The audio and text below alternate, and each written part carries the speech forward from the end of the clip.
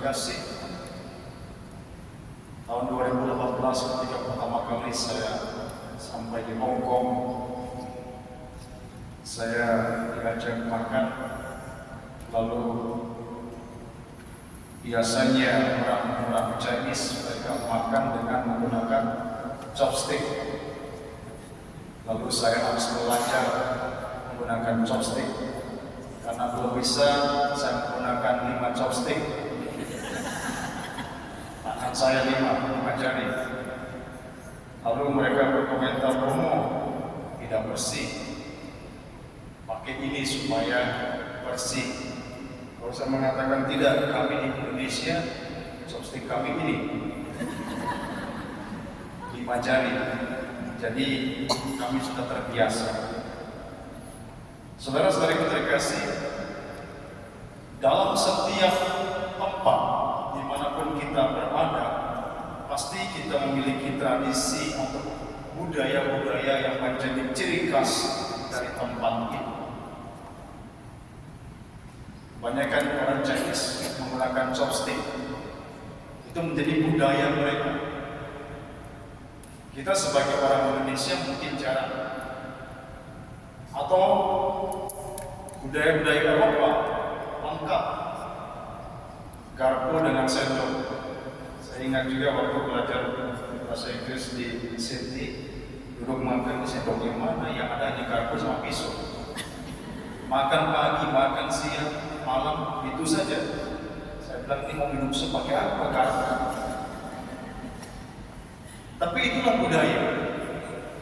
Dan kita perlu menyesuaikan diri tentang budaya-budaya dimanapun kita berada. Karena sekarang tinggal di Hong Kong, saya berusaha untuk bisa pakai chopstick. Sekarang bukan dimakan, minum air pun bisa pakai chopstick. Bisa,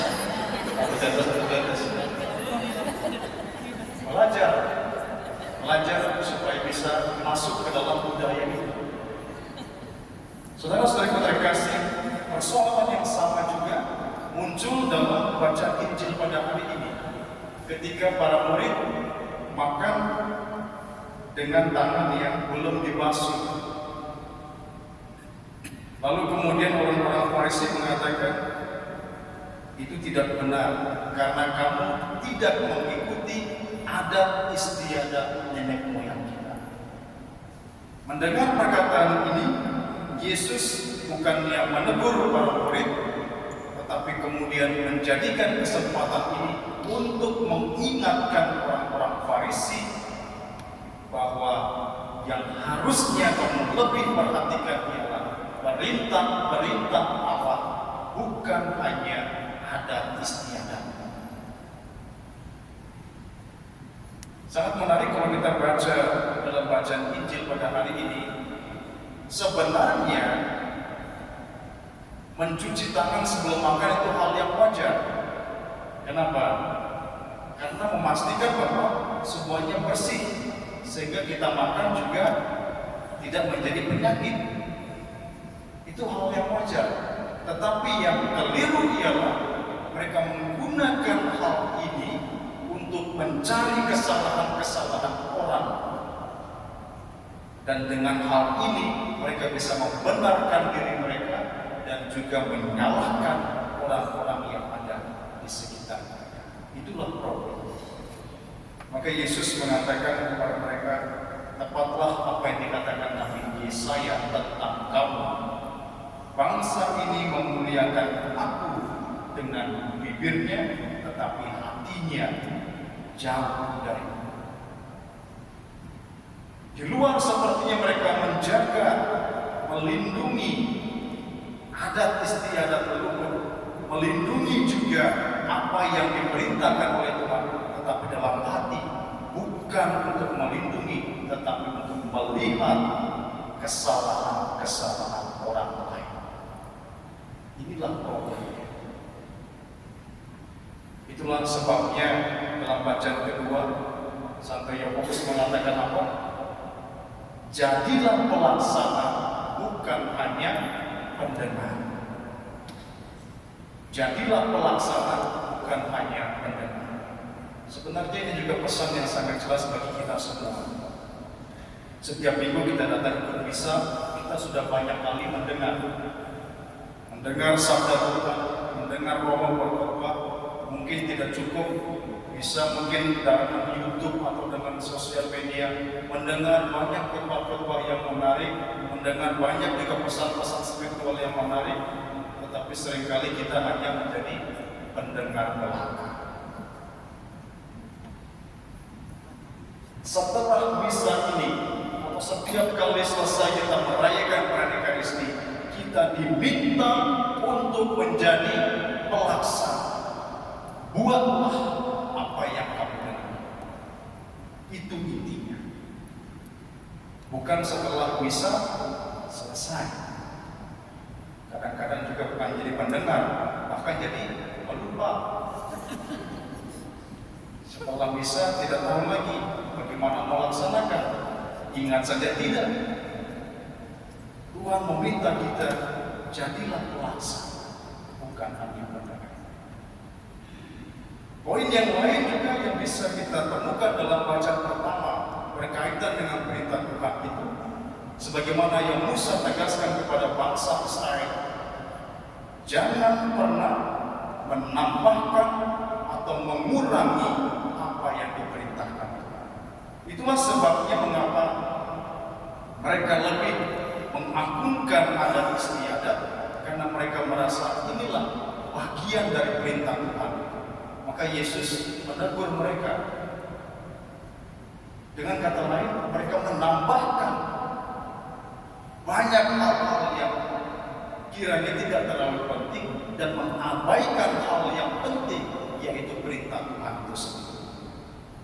Itu sebabnya dalam bacaan pertama Musa menegaskan kepada bangsa Israel, jangan pernah menambahkan atau mengurangi apa yang Tuhan perintahkan kepada. Tapi seringkali dalam realitas kehidupan kita tidak bisa dipertahankan. Saya yakin 100%.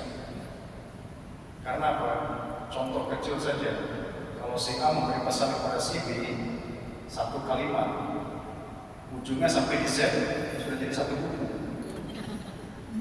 Satu kalimat ditambah lagi satu kalimat, tambah lagi satu kalimat, lengkap sampai terakhir jadi satu artikel. Jadi begitu panjang, artinya intinya hilang. Pesan yang mau disampaikan hilang. Dan ini juga saya alami secara pribadi ketika menjadi pastor rekan sampai saat ini juga melayani di paroki dan juga di sini. Ada kata kunci yang selalu saya dengar mereka sampaikan. Romo sampaikan begini. Kata Romo begini. Saya bilang, tidak ada kata saya. Kata kau. Kata Romo begini. Yang saya suruh, baru mereka ke samping dan akhirnya Romo tidak ada ngomong. Yang saya omong dia bilang, yang saya tidak omong dia bilang kata Romo. Yang saya omong malah dia bilang Romo tidak sampai. Jadi ditambah dan dikurang. Itu hal yang seringkali terjadi. Saudara-saudara terkasih, belajarlah untuk setia. Setia terhadap perintah-perintah Tuhan. Perintah Tuhan itu begitu indah untuk dilaksanakan. Tidak perlu lagi ditambah-tambah, tidak perlu lagi dikurang-kurangkan. Cukup lakukan. Berusaha lakukanlah itu, maka Tuhan akan memberikan berkat kepada kita. Dan bertepatan hari ini juga kita mengawali bulan Kitab Suci Nasional. Mau cari perintah apapun, sabda Tuhan itu ada dalam Kitab Suci. Berilah waktu, buka Kitab Suci, baca Kitab Suci. Hari tidak tahu kitab ini ada di mana, kitab itu ada di mana.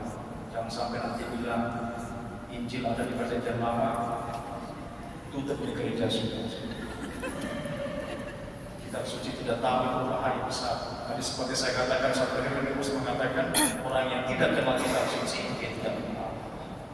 Kenalilah Allah, kenalilah Tuhan, dan buatlah relasimu semakin dekat dengan Tuhan, maka Tuhan akan memberkati. Semoga kita senantiasa diberi kekuatan untuk menjalankan perintah-perintah.